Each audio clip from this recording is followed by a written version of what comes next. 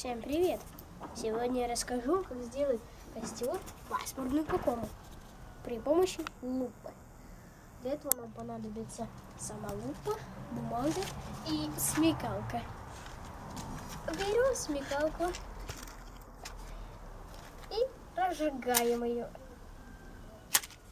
Первый раз, как видите, не получилось, а второй раз получится.